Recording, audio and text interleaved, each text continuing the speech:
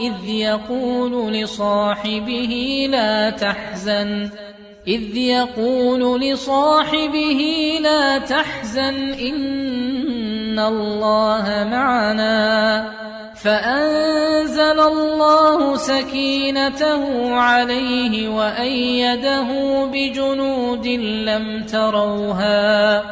وجعل كلمة الذين كفروا السفلى